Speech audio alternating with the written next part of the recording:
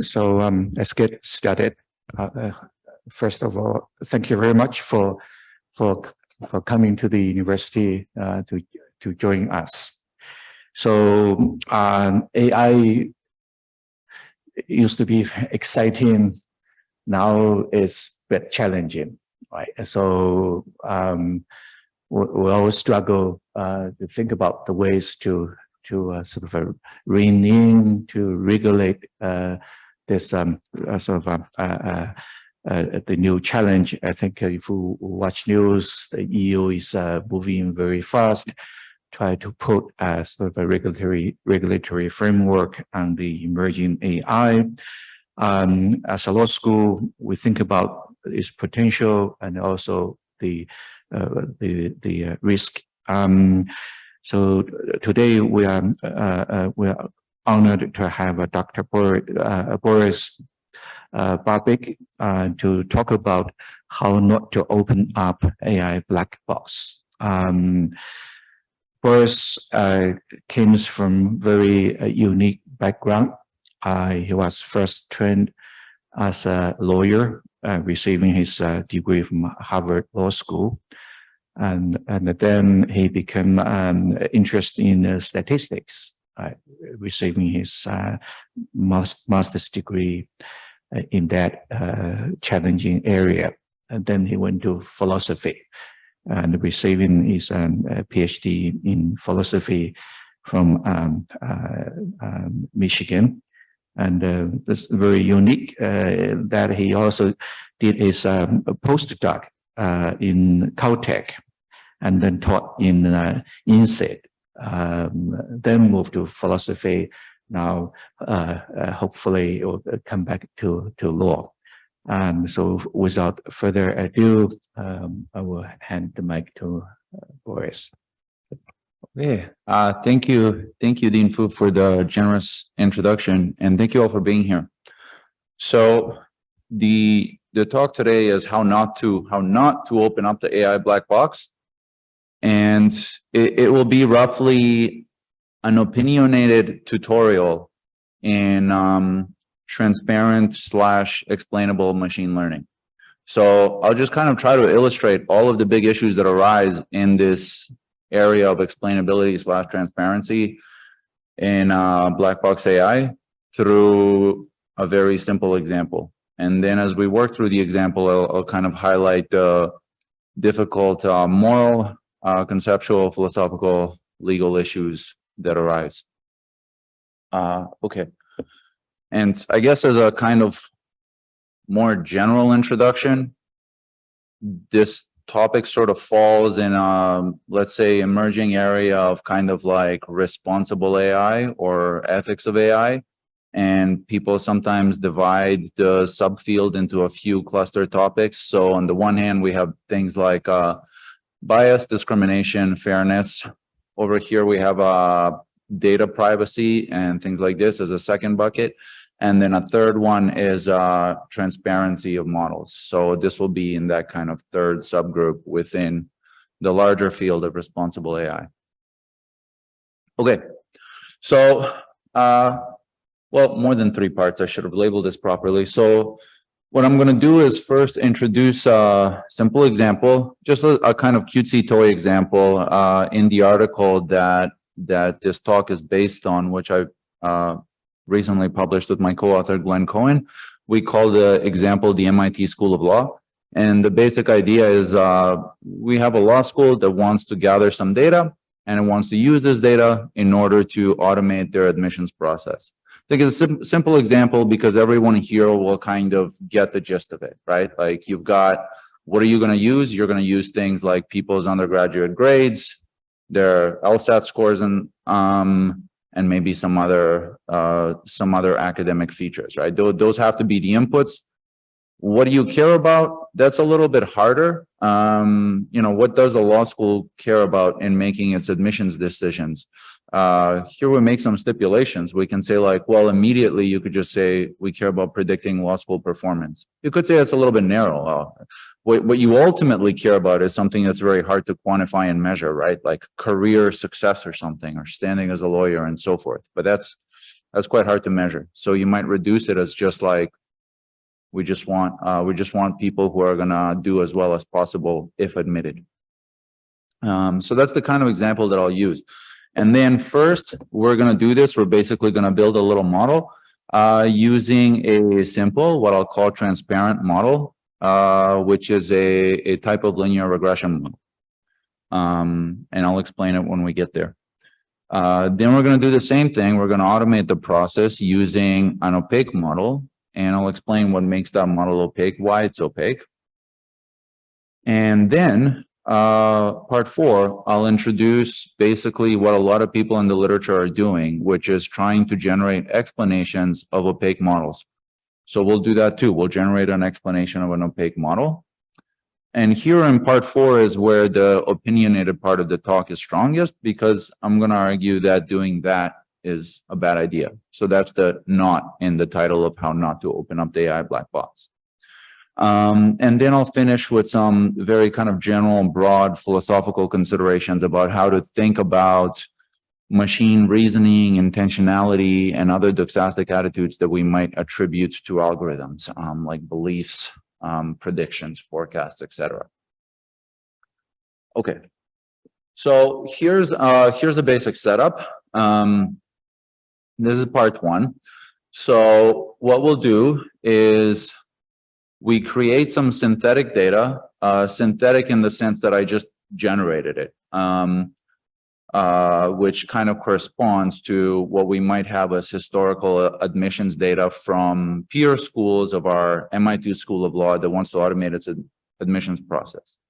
It's helpful to do this like this synthetically, because by generating the data, I know what the true data generating distribution is. So we can kind of explore how different models perform on that data. It's a lot neater and tidier to do it like this. So we make up some data that it's synthetic.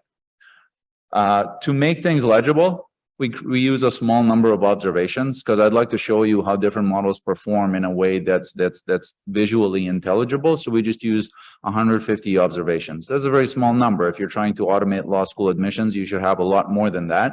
But nothing turns on that. We could generate 100,000 just as easily. For each observation, we have students' LSATs, their undergraduate GPAs, their law school grades, and the admissions decisions, whether they were admitted or not. Our goal is to use a student's LSAT and undergraduate GPA, there's a sort of two-dimensional problem, to predict who should be admitted. Now, in the historical data, people are labeled as admissible or inadmissible based on their law school performance. So how do we determine this?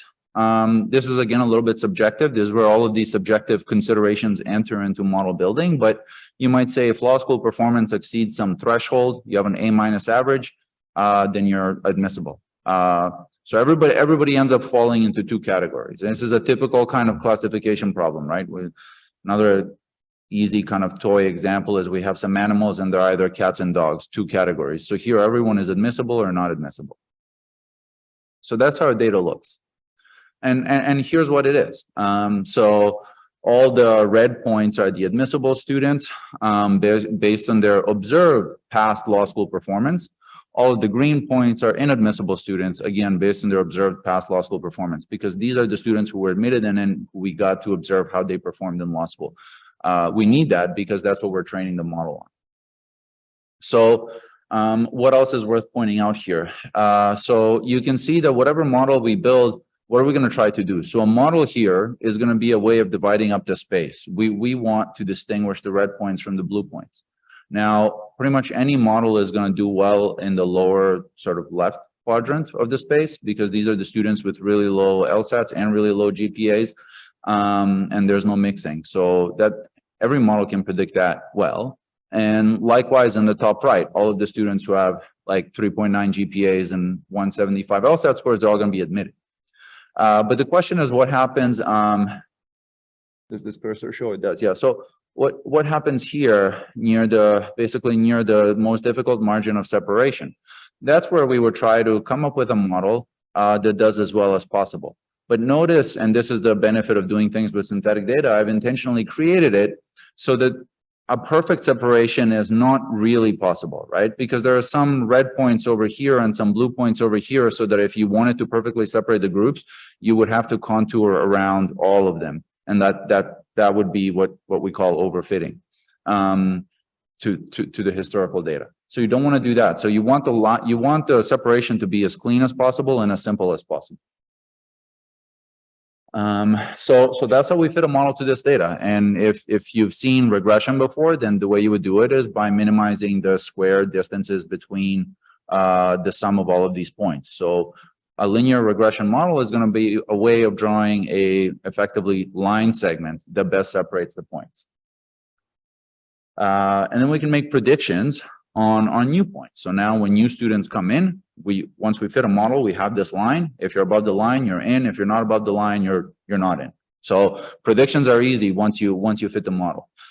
We can also make predictions on the historical data. For example, if we have 10 years of data, we can build a model on years 1 to 9 and then make predictions on year 10 as a way of testing that model. Likewise, you could actually make predictions on years 1 to 8 and year 10, and then test on year 9, 1 to 7, and 9 and 10, and test on year 8. That way you could take an average of all the tested years. So that's what's called k-fold cross-validation. So since we created the data, we know the truth generating distribution. As I mentioned, this is convenient. So now we can explore what happens when we build some of the models. Okay, so this is part 2. We're going to do transparent models now. Basically just trying to create this automated law school admissions process. Okay, so here's our first try. This is linear classification. It's a regression model, a particular kind of regression model, which is called logistic regression, as used for classification here. And I'll explain what we're doing. So what makes it linear is that the output, or some function of the output, is linear in the predictors, and we're constrained to having to draw a straight line segment. Now, the model looks like this. This is sort of the logistic equation. But notice that the output on the left side is, so it's basically the probability odds.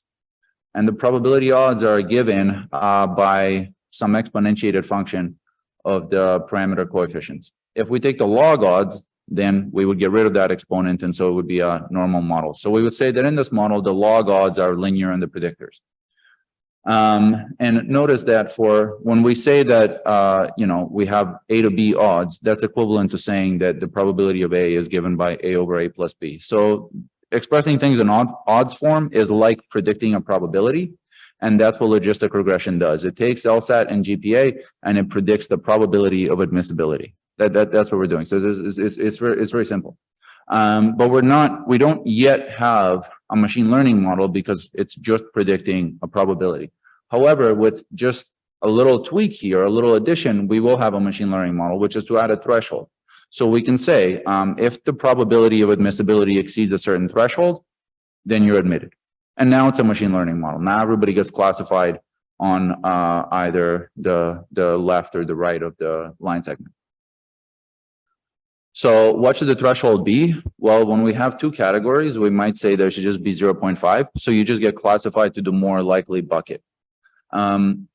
But this itself is a substantive assumption. So notice that if you set the threshold higher, then you're going to reduce the risk of false positive mistakes, right? You could set it at 0.99 and almost nobody gets in, but no inadmissible people get accidentally admitted. Or you could set it really low, everybody gets in and there's no false negative mistakes, no talented people are left out. 0.5 is a bit of a compromise, but there is a substantive moral assumption there that the cost of false positives is equivalent to the cost of false negatives in the context of law school admissions. If you're doing cancer screening or something like that, it's less obvious that this is the kind of judgment you should make. So that effectively this line segment is our model. And this is why I used not too many observations, because now we can look at, okay, so how many mistakes does the model make? Basically all the blue points that are above the line, those are mistakes. Those are the inadmissible people. So we have like 1, 2, 3, 4, 5, 6, 7, 8. And all the green points that are below the line, 1. So we have 9 out of 150 mistakes. And in this case, actually, most of them are false positives. So we have some untalented people being admitted by the model.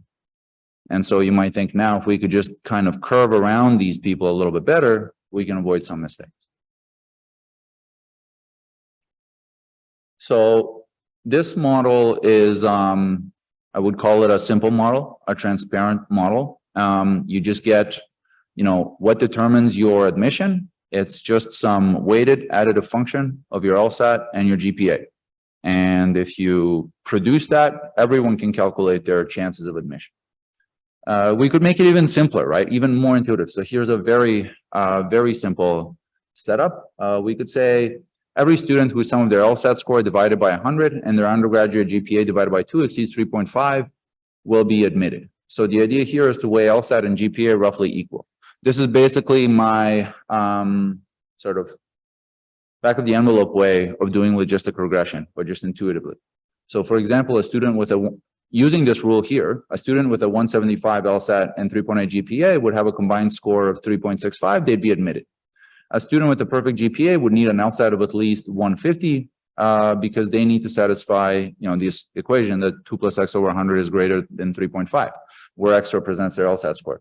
A student with a perfect LSAT would need a GPA of at least 3.4 because we want 1.8 plus x over 2 to be greater than 3.5. So it's everything is perfectly transparent. You can basically, if you know this rule, you can figure out how much should I study for the LSAT.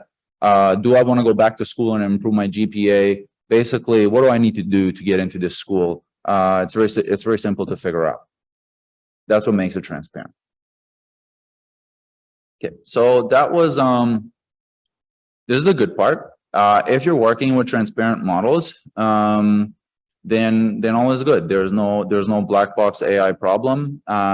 It's very easy to understand, very simple to apply, reasonably accurate as you saw.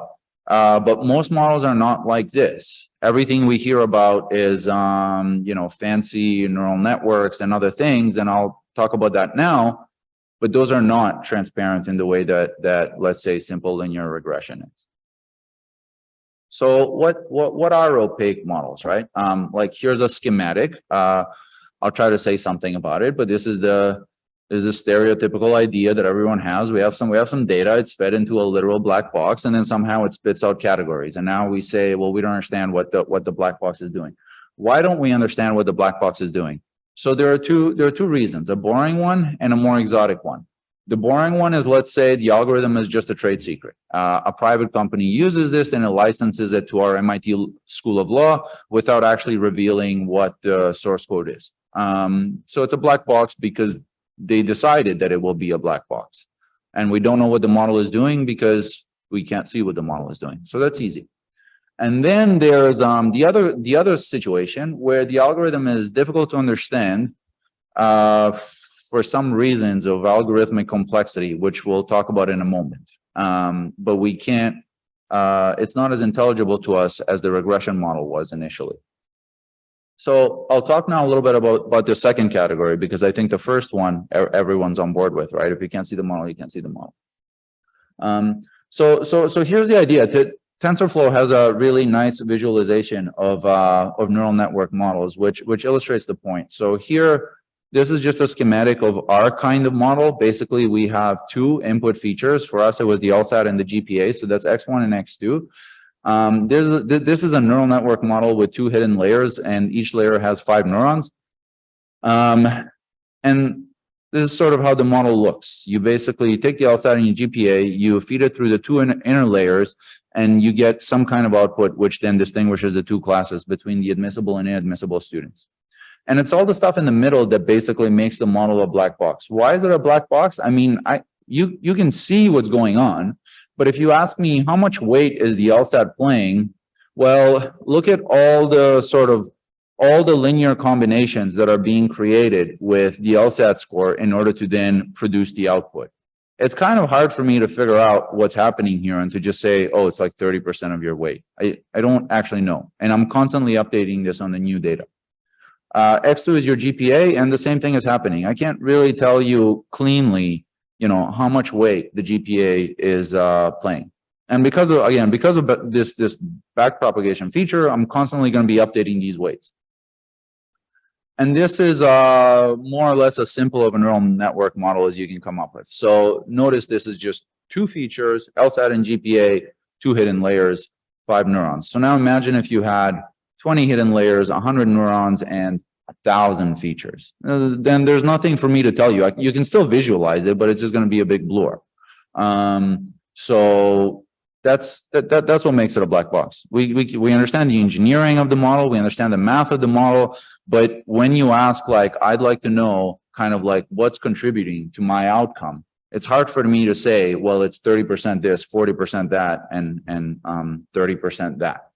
That's the part that's hard. And that's what people would usually like to know. Like, should I study more for the LSAT or not? Should I try to get a higher GPA or not? So it's this kind of complexity that can make the model a black box. The other situation, trade secret, that's the easy situation. So now, back to our data, right? That was just a schematic illustration. So this is applying this kind of model to the data we've been talking about. So now we apply a neural network model with two hidden layers, 5 neurons each, to our law school admissions data, the synthetic data that we generated. And if you compare it to the initial linear model, clearly it's doing a little bit better in the hardest part, right? The case where we have a lot of boundary cases, kind of in the middle here, like right here. And as a result of that, this model makes 6 out of 150 mistakes. So we can count them. We have 4 false positives now, instead of 8 false positives. So again, an improvement. I would basically reduce the false positives by half. But we have 2 false negatives now. So actually the false negatives get a little worse on this model, for a total of 6 mistakes as compared to 9 mistakes. So we do a little bit better. But I also want to point out, as another kind of like substantive policy discussion point here, is how much accuracy do you care about? If you have very small, fine-grained arbitrage opportunities in, let's say, like high volume trading and finance, then every little bit, every little advantage matters a lot. In other contexts, it's possible that you actually care about transparency more than you do about marginal improvements in accuracy. So, you know, you're a law school, you're going to let in 2 or 3 students who are not the best, but you're going to have a much more transparent system. Which of those you prefer?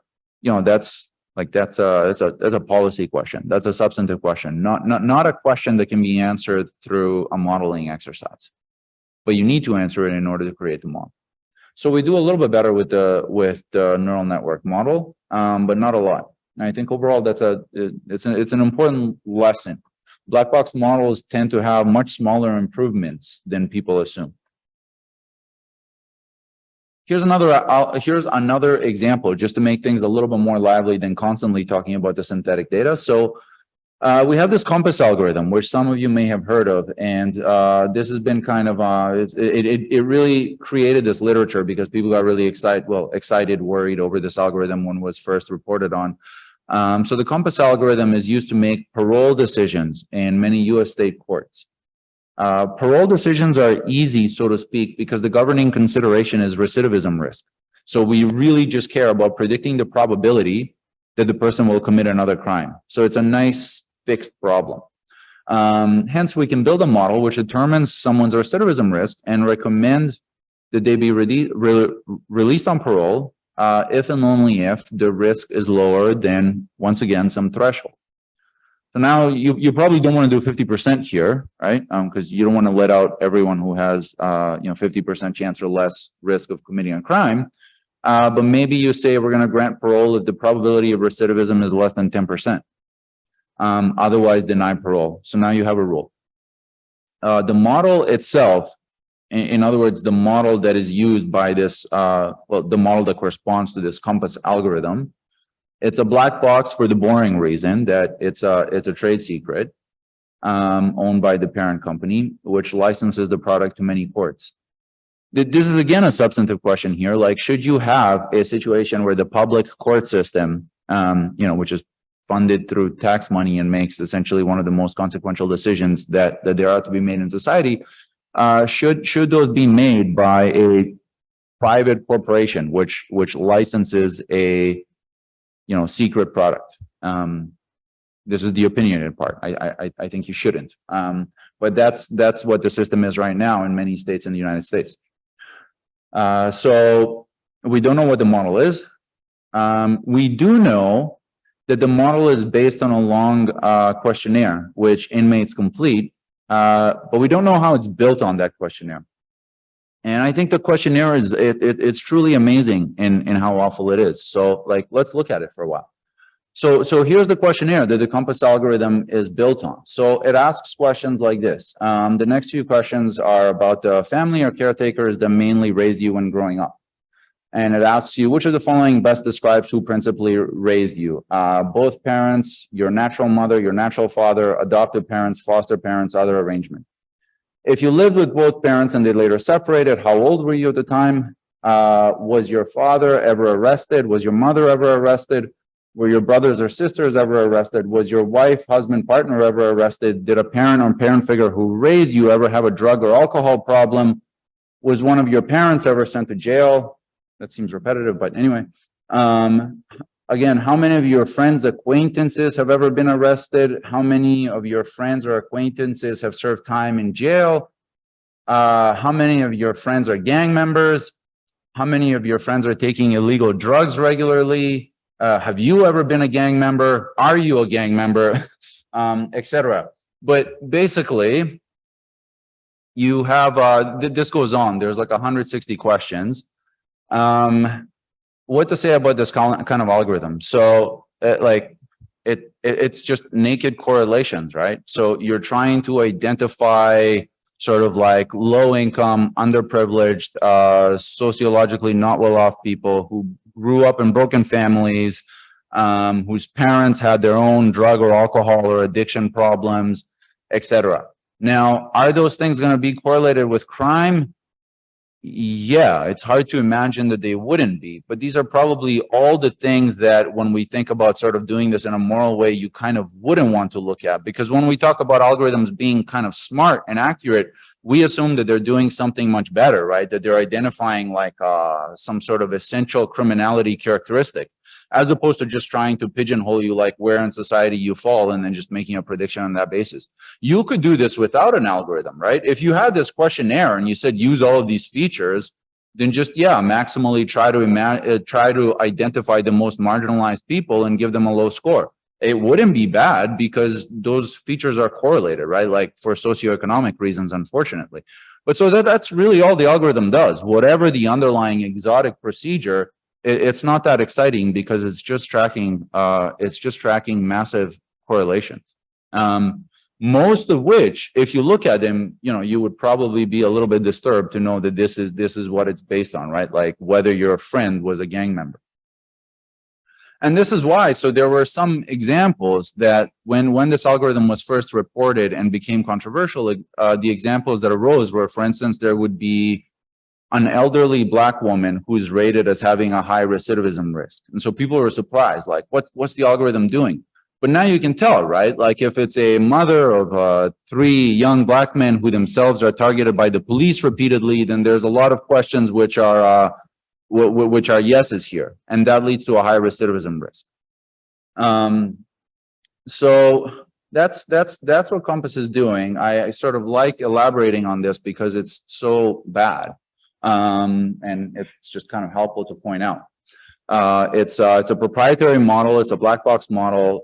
It's not transparent, and its features are highly problematic. So this was my second example of a black box model, but I tried to delve a little bit deeper because I think it's illustrative of all the things that can go wrong in this kind of statistical learning situation. To really illustrate how much better you can do with just a transparent model. So Cynthia Rudin, who's a computer scientist at Duke, and her colleagues, they develop a simple 2-3 step decision model, which performs just as well as this trade secreted 160 questionnaire black box model. So for example, you could ask, is the defendant male or female? If female, grant parole. If male, ask a second question, is the defendant over 25? If yes, grant parole, otherwise deny parole. This is basically just tracking observed statistics that young men are more likely to commit crimes for whatever, like without going into that, like the correlations exist. And that's all you need. You just need these two steps with a really transparent model. Don't need to pay any company to build something fancy for you, and you can actually do just as well. Now you might think like, well, should we really use gender? You could change it. There's other like two-step models you could use. Instead of using gender, you could just use like the number of priors. Does the defendant have 2 priors or more? And that would roughly be just as good as the compass model. So that's sort of how easy it is to approximate this model that we waste a lot of tax money on. Okay, so we had compass, and then we had the MIT Law School data with a neural network. Those were our black box models, right? So part 4 here is basically if we want to open up that black box, how not to do it. And so in part 1, I explained transparent models. Transparent models are fine. I have no issue with that. I've been recommending them the whole time, right? Now here's what explainability algorithms do. So this is what's called the LIME algorithm by Ribeiro and co-authors at University of Washington. So they developed this approach, and this algorithm, what it does is it takes a black box model. So whatever your model is, right? One of those curvy models in the MIT Law School data, and an observation, some point in that data. And then it generates for that model and that observation, a linear model, the kind that we explored at the beginning, which would make the same kind of prediction. So let me illustrate it. This red line segment here, this is an explanation generated by the LIME algorithm of the green point here. So why is it an explanation? So this is what the LIME algorithm does. You take this point, now you look at this green point here. Now you look on the line, what does it look like, right? So this person is not admitted, and I want something that's approximately tangent in that neighborhood. So I get this red line segment. So this is a pretty good approximation of the model in that region. But it's not a good approximation of the model down here, right? In fact, because this blue point is between the 2 line segments, the point is treated differently by the original model and the explaining model, right? So you get admitted by the explaining model, but rejected by the actual model. So it's a bad explanation for this person here, but it's a good explanation for everyone around here. Likewise, it's a bad explanation for everyone over here. All of these people are admitted by the original model, but rejected by the explaining model. These LIME explanations, they can at best be partially accurate, right? You might say like, well, what if it was like really close to the original line everywhere? Well, then it would just be the original model, then just use that. So the idea is to generate linear models that are approximations of nonlinear models. That's their strategy. And I think it's a bad strategy because you're just doing this after the fact. You can only be accurate in a small area, but you can't be consistent. You can't treat everyone the same. Otherwise, it would have to be the original model. And so this highlights what I showed, the different, how the different inputs are being treated by the explaining model. Another point is that you can generate infinitely many explaining models. This is a continuous space. So the blue-purple line here is another explanation, but now it's an explanation of these points over here. So now it's tangent to the original model in this region, but not so much in that kind of region where they're, in the main region of interest. So it's pretty good here. It's sort of good here, but not as good, and it's bad here. So these are 2 competing explanations, and they look different literally because I showed you the logistic regression equation. So these 2 lines have to correspond to different betas because they have different slopes, and it's the beta 1 and beta 2 to determine the slopes. So these are going to be different slopes and therefore different explanations given to different people. So if you're giving this to the rejected law school students, which explanation you get depends where you fall on this line. So I'm not going to give a fixed explanation to everyone. And I think that's bad. I think that's an insincere explanation if what I tell you depends on sort of figuring out where you fall in the data. Right? By comparison, a sincere explanation would be like, we had a bright line rule. You need a 170 LSAT. Everybody needs a 170 LSAT. That would be a pretty good explanation. You just know I didn't have it. So why not do this kind of what I'll call post hoc explainability? It rationalizes a decision rather than explaining it. It's not consistent across individuals. It's not consistent over time. It's not robust because nearby individuals can receive different predictions. It's not unique. There are infinitely many. It doesn't contribute to our understanding of the black box. And it's not action guiding. You don't know what to do. So I have a few different examples here, non-algorithmic ones. If you ask, why is Alice late to class? Answer, it's consistent with Alice's being late to class, that she overslept, that she had a family emergency, that she's stuck in traffic. This doesn't improve our understanding of Alice's absence. Lots of things are consistent with her absence. Another example, Alice says to Philip, I'm sorry, I don't date men under 165 cm. Next date, Alice is on a date with someone under 165 cm. Not sincere, undermines trust, but could work for this observation here, not for that one over there. So that's essentially the problem with post hoc explanations. Okay, and the last kind of most exploratory, most philosophical part in some sense, I said I would talk a little bit about reasons, intentions, and beliefs. So there are a number of emerging rules and regulations around explainable AI. One that I want to highlight is the Digital Charter Implementation Act in Canada, which is in bill form now, but it says that an explanation of algorithmic systems must include the reasons or principal factors that led to the prediction. I think this language is interesting because there's an open question as to what does it mean to talk about the reasons for why an algorithm acts? Like, how do we make sense of that requirement? Principal factors could be a little bit easier. Reasons is much trickier. So how to talk about that? Well, recall our transparent model. This was our logistic regression model, right? Remember, this is the regression equation. So you could say, like, an easy answer would be, well, we could sort of say the two reasons for action are LSAT and GPA weighted respectively by beta 1 and beta 2. So why were you admitted to law school? Well, we used half the weight given given to your LSAT, half the weight given to your GPA. Is that a plausible reading? Does it make sense to talk about a reason like this? Philosophers will just define reason broadly as a consideration in favor of an action, but then they will distinguish somewhat more obtusely between motivating and normative reasons. So motivating reasons are reasons for action. Normative reasons are something that's a little bit harder to understand. In typical algorithmic context, I think we want what you would call motivating reasons. Like, why did you go to the movies that night? What drove you to do that?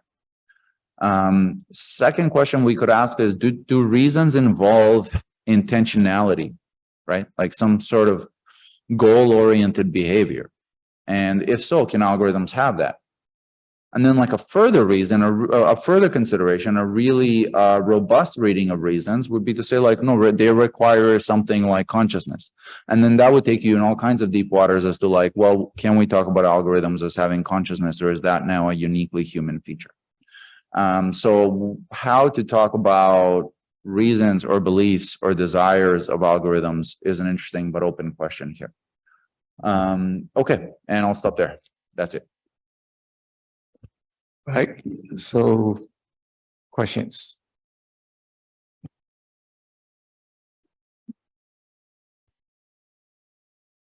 So I don't know if I heard the question in full, but from what I understood, the worry was that if you have an algorithm like this, then you might create overdependence of the algorithm. And that could come at the expense of other legitimate considerations that you want to look at in the process. Yeah, that's entirely accurate. In fact, really the goal here, sort of what we wanted to do is use a maximally stylized, simplistic example, but not to endorse that that's what you should be. You should probably not just be looking exclusively at law school and GPA in an automated manner. So you raise a good question as to what extent should you want to automate a process that includes a lot of subjective considerations. Here, we just kind of stylized it and said, suppose you're really trying to be literal about this. I just want LSAT and GPA, and I want to make it as accurate as possible. Yes. Thanks for the talk. It's really interesting. I was just wondering, when you were talking about compass, you mentioned, oh, sorry, there could be an alternative, more simple algorithm, but that might be using sort of protected characteristics such as gender. I remember a lot of the backlash I've read about compass is that despite not taking race and gender into its predictions at all, the results are at the end of the day heavily skewed towards certain races and give sort of disproportionate sentences to, I can't remember, either women or men. Do you think that there is a kind of moral distinction between this test which takes in and explicitly notes a protected characteristic such as gender compared to one which just has a final result which is skewed towards a certain gender? Yeah, great, thanks. So my own view is that in order for algorithms to be fair, they probably should, and this might sound weird at first, but I'll explain, they probably should explicitly take into account all the group characteristics that we ordinarily worry about. Why is that? So as you pointed out, the compass algorithm is an example of an algorithm that's not, it's not using all of those worrisome things, right? Because they're not allowed to use race. Great, they're not using it. But they're asking things like, how many of your friends are in gangs, and what kind of neighborhood did you grow up in, and what kind of, so, you know, like from a statistical perspective, the way you think about this is like, I have a subset of features, and as I add that subset, the correlation to race is eventually going to approach 1.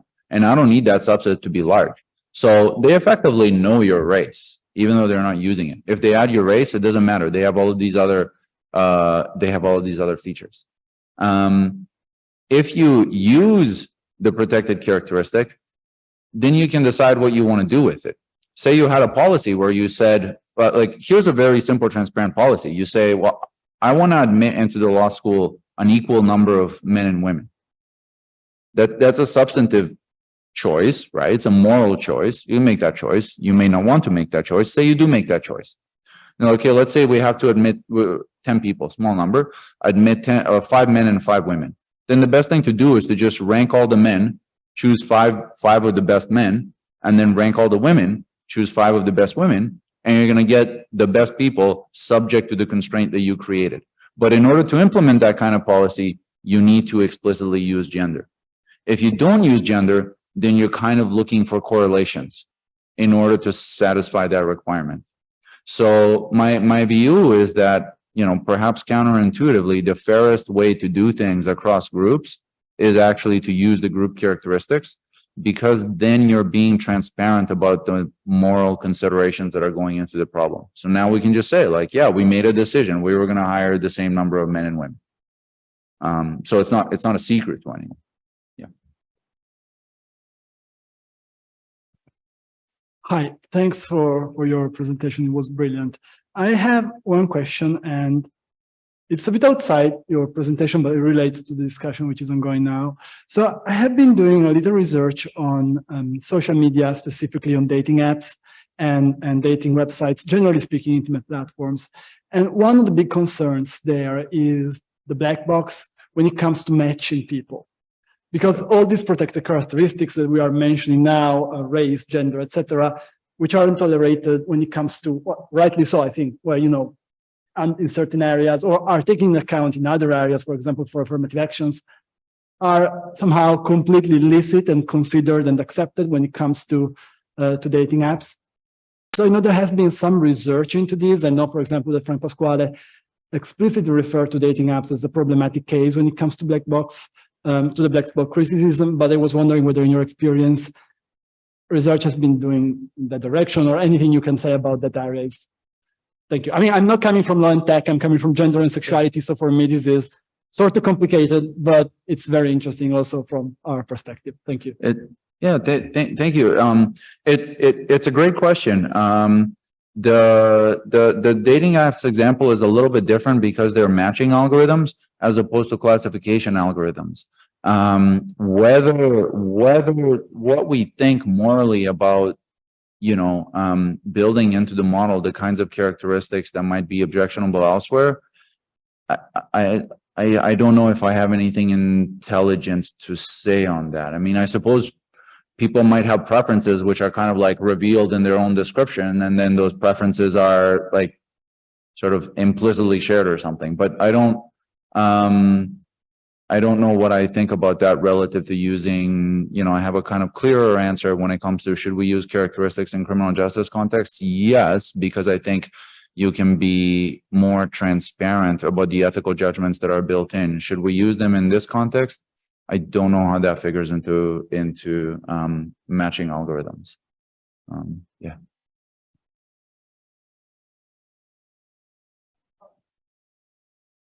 So thanks. I think I just may not have understood the end of your question. So I understood most of it.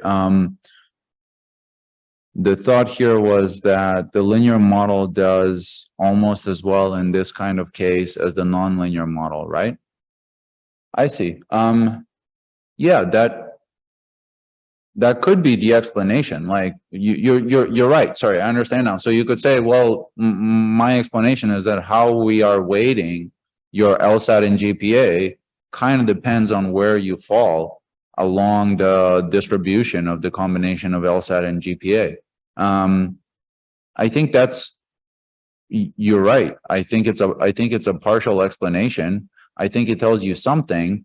I guess people want more from an explanation, which is why they do this kind of like linear approximation, because the linear approximation has more stability. And so it tells you like, this is exactly what the reasons are and they're fixed, but it's kind of a trick because they're not fixed. They're only fixed insofar as you assume that this curve is actually a line segment and, projects like, in both directions in this way, but it doesn't. So what you suggest it would be a partial explanation, and in that sense, it would be a more intellectually honest explanation. Yeah, but I think sort of people want to do more, so you create a model that looks fancy, but I think gives a misleading explanation. This is a very simplistic question, but and it's kind of something I've seen over the years, and you sort of say it again, but it seems that you either move towards more or less false positives or more or less false negatives. Is that always a thing that you're going to have to choose between? Am I more interested in less false positives, or am I more interested in less false negatives? Or is there some way that you can somehow get that you don't have any of either? Right. It is in general a trade-off that you have to make, but that is still a feature of the distribution of your data. And that's easiest to illustrate with toy cases. Imagine we have a case where everybody has a 3.9 GPA and a 175 LSAT score. And you say even a simple rule will just admit them all. So I don't have much of a trade-off because they're all talented. So I can just not make any mistakes, or none of them are talented. So I just admit nobody. So those are sort of like the corner cases where you could avoid the trade-off. But the typical situation is where you have to make harder choices between the two types of mistakes. You mentioned the issue of time consistency. Even if we can solve the problem of time consistency, I concern there may be new problem may arise because the world is changing rapidly, and perhaps the data used to train the model in the past may not reflect this trend in time. So if we rely on the results given by the algorithm, but the process of its generation is difficult to explain, maybe this will become difficult to future reform and innovation to improve this process. So do you agree with this problem? Yeah, so I hope I don't misinterpret your question, but let me at least say something about the time consistency one, then you can follow up if I didn't answer your question. But the time consistency one is a little bit trickier that I was too fast on because what kind of consistency you want year to year, that could be an issue for both post hoc explainable and transparent models, because even with transparent models, you are presumably going to update them on new data.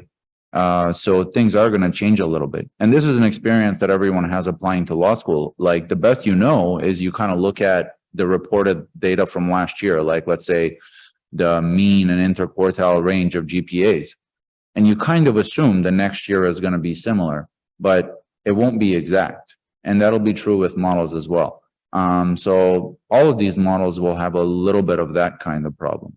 But I worry I didn't answer your question in full. So tell me if I didn't address it. Good explanation. Thank you. Okay, cool. Thank you. Boris, thank you for your fascinating presentation. But I must admit that I know very little about modeling. To me, after listening to your presentation, my feeling is that we are looking at bad transparent model and equally bad opaque model. So it's difficult to draw the conclusion. I mean, from a legal perspective, I guess my major concern will be accountability. Like if I am denied parole, how can I challenge the decision? Or the more recent decision from the Amsterdam court on Uber driver, that is, if the driver was being fired, but the company refused to give any explanation other than the fact that the decision was made by algorithm, by machine, then how shall we hold AI responsible? Because you've been saying that this is a subfield of responsible AI, that what you have been studying. So can you explain a little bit more how to move towards the direction of accountability? Yeah, thank you. So I think a virtue of transparent models, even bad ones, is that it is easy to maintain accountability because where was 1 second, go back. Okay, because it's easy to know the rationale for your decision. And so figuring out what it is you want to object to, if you know, if you're not happy with the result, whatever that is, like an allocation result or something like that, at least you know what to do, right? So if you have this, let's say we have this algorithm here, the one that uses whether you're male or female and whether you're over or under 25. If you object to it, it's pretty clear what it is, right? So you might say, well, I take issue with the fact that gender was used in the algorithm. Okay, so now I know why I was denied parole. It's because I was male and I'm under 25. Great, I can figure out what to focus on. And that's in general true for interpretable / transparent models. You know what to focus on. And I think that's especially important in allocation decisions. So like medical resource allocation, if you're denied a COVID ventilator or something, you're like, well, like what, how come I didn't get one? With a transparent model, at least you'll know what the reasons were and you can object to them accordingly. And so you could ask, like, what if we could have a slightly more accurate model that's less transparent? Should we make that trade-off? And I think that depends on the kind of context you're in. If you're in the context of medical resource allocation, like let's say organ donation or something, right? Like who gets one of, you know, a limited number of kidneys available, then it's quite important to know the grounds for which the decision was made. If we're in the context of like image recognition, let's say, then it's less important for me to understand why a certain image was classified as such. The input values are pixels anyway, so it's not going to mean much to me. So I think that's a virtue of transparent models. Even when they're bad, you know how to challenge them and you know what to pick on. So even when they're bad, they can be accountable. Bad in the sense of like very simplistic, but you can hold them accountable.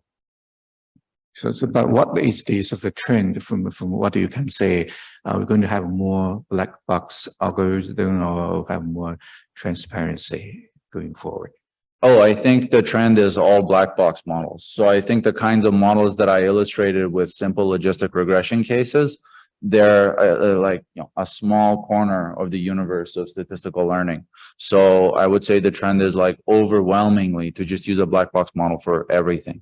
And that's why I tried to go through like that compass questionnaire, because I think it's helpful just to see like how almost simplistically silly like the questions are. It's almost like if you know that information, you don't need a fancy model. You can just use your like common sense knowledge about the world to figure out how to make these predictions. But that's like, that would be the prevailing trend. Why is that is the case, right? If we have the common sense, we all know it's a bad algorithm, but yet we still sort of encourage the use of it. I mean, is there any sort of this human nature or political motivation, commercial interest? I mean, my skeptical answer is going to be commercial interest plus misunderstanding, that you can kind of like, yeah, you can save time with a heavy caseload, right? If you use this model, but you can also toss a coin and save time as well. Can you tell me one example that an algorithm involves a network that satisfy the requirement for the bill? Sorry, they will satisfy which requirements? So you mentioned the US, Canada, they are going to have some regulation. Right. Okay. So it seems to me that for any algorithm which includes some sort of a neural network, it will not satisfy this kind of requirement. Yeah. I think that's in general true. I think you're right. For basically any model that looks like that TensorFlow schematic that I showed, it seems like you can't satisfy that. So then the question would be, what if you can create this, right? What if you can create this? So if the black line is a neural network and you can create these red line explanations, that produces something like reasons, but I'm not persuaded that they're reasons. Now, would that satisfy the law? Were that to become law? I don't know. I think that's an open question. I think the language is drafted by lawyers and lawyers speak in terms of reasons, and then how that corresponds onto algorithms, I think that's less clear.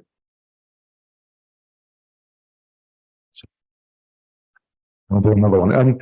It occurs to me when you're talking about this kind of stuff, then it's also garbage in, garbage out, because when you talk about this compass thing, if I was doing this compass thing, I would lie if you know, if they said, are your friends gang members? I'd obviously say no. You know, I all those things, I would answer the question in the way that I thought would give me the greatest chance of parole. So how do you actually make sure your data is actually worth anything in the first place? And even so, because why even apply this stuff if it's garbage? Yeah. So in general, I agree with you, especially like for the questions that I showed. Just to be fair to the compass system a little bit, since I've just been like harping on them the whole time, I kind of picked the questions that struck me as particularly silly, but they do have they have an interview with the defendant, so the parole officer fills in some of those questions. So they're not all basically survey responses. They include other components. But as to the ones that I showed, yeah, I think you're right. Okay, that's a final question. There are things you could do with linear models to get around the non-linearity of the data here, especially because it's like not too bad. This is not like a highly non-linear situation. So with like polynomial regression and splines, you could kind of like do some things to make that better. As to the second part of your question, is there sort of like legislation that would prevent that or allow that? I mean, the communication between the legislative side and engineering side, I think, is pretty weak. So what you can and can't do is like totally unclear. In fact, like the earlier question here was, you know, when will a neural network, how will you satisfy that language of producing reasons? I really don't know. And that's often that's really often the case in these areas, not just in explainability, but likewise in the privacy context. I think the way lawyers talk about privacy is very different from the way computer scientists talk about privacy. And so how to translate criminal procedure language of privacy into like differential privacy requirements, that's not clear. And likewise here. So I think what the legislation is, like, who knows on that point. Right. On that note, let me just end today's lecture and the conversation. So it's nice with the end there, right? It's a conversation between the lawyers and the engineers, and we'll have different understanding about the whole lot of things. And then that's the purpose. So we're going to continue our conversation. So thank you so much, Boris, for this wonderful presentation and for your very exciting and very sophisticated questions. And we're going to continue to organize events of this nature. And you're most welcome to come back to the faculty. Thank you. Thank you so much.